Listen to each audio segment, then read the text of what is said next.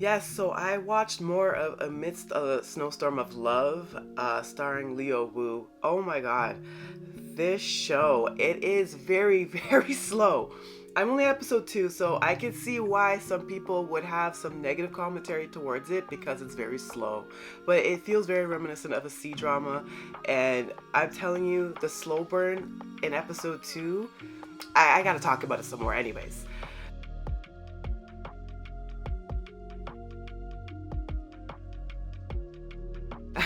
Hi, I'm Monique. I am the host of Off by Purple Heart podcast, where I talk to you about K-dramas, C-dramas, BTS, anything else I want to talk about.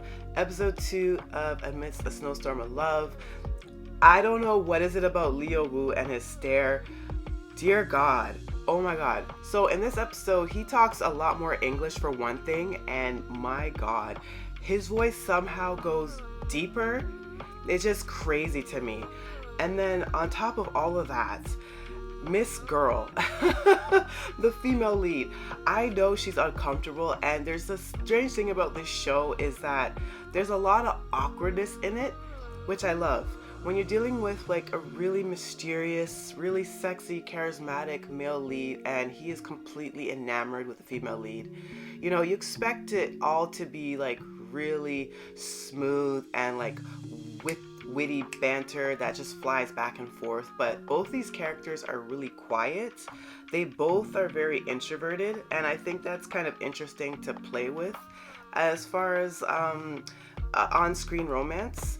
And I love that you could see that this female lead character, she hasn't the attraction, but she also is super uncomfortable, and she is really awkward.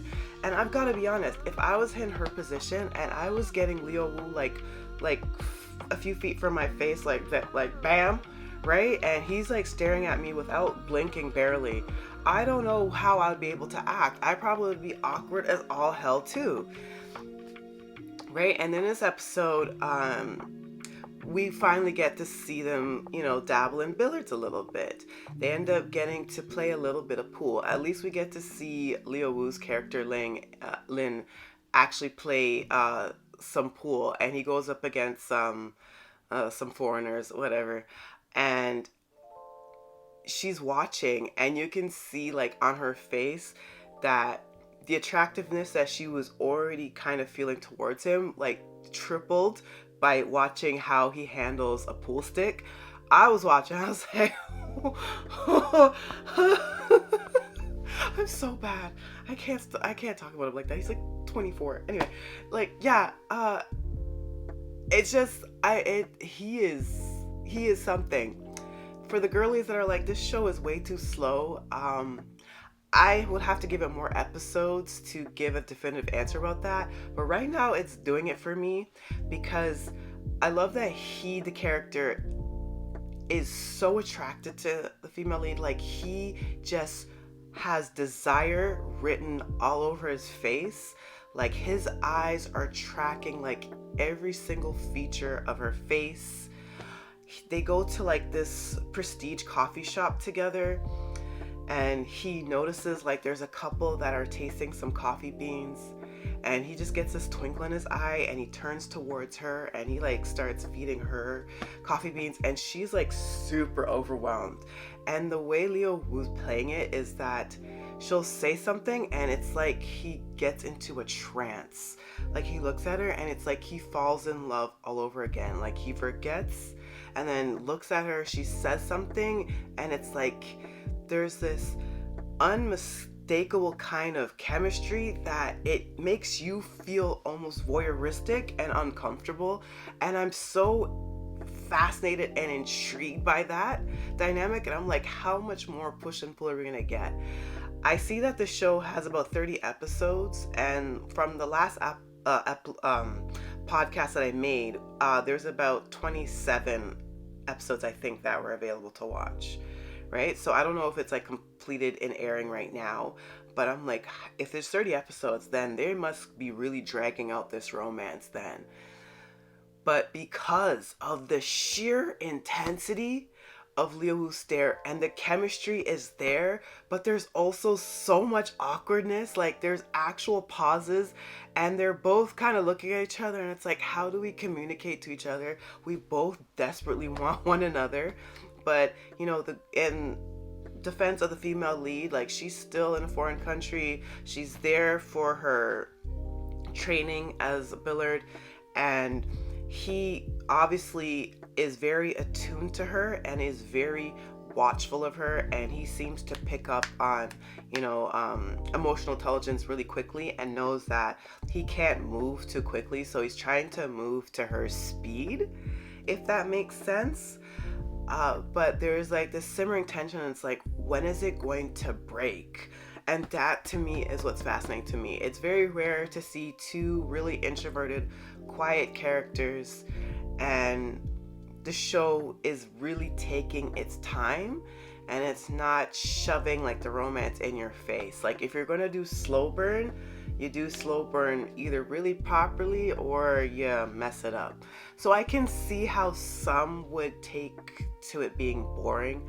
And again, you know, I'm mercurial by nature, so I could change my mind very quickly. I could watch maybe another 4 episodes and be like, nah, I don't know, this is a little too slow. But I'm fully entrenched in it, and it's because Liu Wu is so damn seductive in this. Like, I don't really care about actors like switching on and off with English and to their native tongue in like K-dramas or C-dramas, but when he does it, it's like, oh wow, his voice gets even lower. Like, this man's voice got bass, right? But then he's switching to English, and I was like, oh, huh. And he's doing better than the other actors in there that are supposedly supposed to speak English, but that's like another thing. Never mind. I won't even get into that. And just the sheer awkwardness of the female lead is somehow endearing to me. Like, I really like her, and you almost feel like protective towards the character. And she herself, even in the second episode, voices, man, this is like really awkward. I need to say something to break this tension. I don't know what to do. And to me, that's so normal. Like, you're dealing with like a super hot guy, and he is being, you know, very caring towards your needs. He's very attentive. He's got a little bit of like a sarcastic edge, but not really. And every time you open your mouth to speak to him, he's like looking at you like you're literally made up of the solar system, like you're nothing but like the Milky Way and the galaxy, and he is just completely in a trance, like he's in a daze. And I'm just so fascinated by that dynamic. So yeah, I'm going to continue watching Amidst a Snowstorm of Love. If they could keep this tension up and racket it up, I can see why it's become so much bigger. But it is a very quiet show. So if you're looking for like wham bam, thank you ma'am, like a Japanese style type show where the first episode and they're doing all sorts of gymnastics, you're like, wait a minute, what the hell? Then probably you're not going to enjoy this type of quiet show as much. But if you really like to be painfully teased by the slow burn, and you enjoy two introverts coming together, I think at least the first 2 episodes are going to intrigue you. I'm still intrigued by it, and I genuinely want to see what's going to break the ice, what's going to break the tension, what's going to actually get her to bring her guard down. So I find it fascinating. Go figure.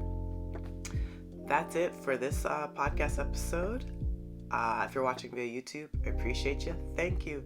Talk to me some more. If you're watching Amidst a Snowstorm of Love, if you love it or hate it, let me know. I know there's some that think it's boring, but so far I'm still intrigued. Yes, maybe it's the Liu Wu factor, the seduction, man. I don't ever have him play anything else but just a romantic male lead, and just have him continue to use that voice. If you're listening via Spotify or Apple Podcasts, I really appreciate you as well. Till the next episode, I have a lot that I still have to get done. I still have to film my reaction and final thoughts for Marry My Husband. Ooh, oh my god. Anyways, a lot more coming down the pipeline. Till then, bye.